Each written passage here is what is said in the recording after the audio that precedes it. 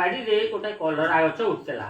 କଲରା ଫଳିଲା, ଗୋଟେ ପାଚି ଯାଇଛି, ତାକୁ ନେଇନାହାନ୍ତି। ସେଠୁ କାଉ ଉଡ଼ି ଉଡ଼ି ଆସିଲା, କହିଲା ଦେ ଗଛ, ମୋତେ କଲରା ଦେ, ମୁଁ ଖାଇବି।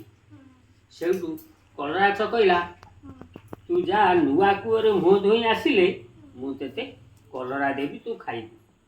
ନୂଆ କୂଅ ପାଖକୁ ଦୌଡ଼ିଲା, ଆଉ କହିଲା ଦେ କୂଅ, ଦେ ପାଣି, ଧୋଏ ଥଣ୍ଟ, ଧାଇଁ ଧାଇଁ ଖାଏ କଲୁରୀ ବେଣ୍ଟ। ସେଠୁ କୂଅ କହିଲା ମୁଁ ପାଣି ଦେବି କେମିତି? ତୁ ଯା କୁମ୍ଭାର ଘଟୁ କଳସ ଘଡ଼ି ଆଇଲେ ତୁ ପାଣି ନେବୁ କାଢ଼ିକିରି। ଆଉ ସେଠୁ କାଉ ଉଡ଼ି ଉଡ଼ିକା କୁମ୍ଭାର ଘରେ ପହଞ୍ଚିଲା, କହିଲା ଦେ କୁମ୍ଭାର, ଦେ ଘଡ଼ି, ଗଡ଼ୁ କୁମ୍ଭାର କଳସ ଘୋଟି,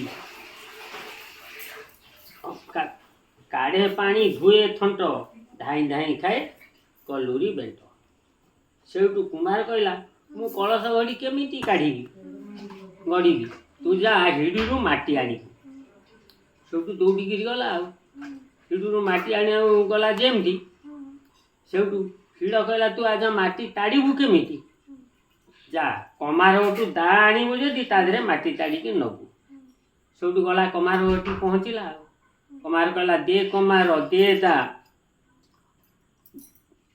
ତାଡ଼େ ମାଟି, ଗଡ଼ୁ କୁମାର କଳସ ଗୋଟି, ବୁଝିଲୁ, କାଢ଼େ ପାଣି, ଥୁଏ ଥଣ୍ଟ, ଧାଇଁ ଧାଇଁ ଖାଏ କଲୁରୀ ବେଣ୍ଟ। ସେଠୁ କମାର କହିଲା ହଉ ତୁ ଦା ନେବୁ ନା? ହଁ। ସେଠୁ କମାର ଦା ପଜେଇ ଦେଲା, ଭଲକିରି ପଜେଇକିରି ତତେଇକିରି ଦେଲା। ଯେମିତି କହିଲା କେମିତି ନେବୁ? ନା ମୁଁ ଏମିତି ମୋ ବେକରେ ଥୋଇଦେ, ମୁଁ ନେଇକିରି ଉଡ଼ିକିରି ପଳେଇଲି। ଆଉ ସେ ବେକରେ ଯେମିତି ଥୋଇ ଦେଇଛି, ସେଠୁ ତତଲା ଦା ସେଠୁ ପାଚିଗଲା, ତା ବେକ କଟିଗଲା, କା କା କା କା ହେଇକିରି ମରିଗଲା।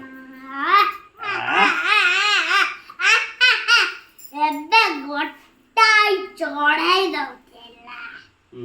ତାପରେ ସିଏ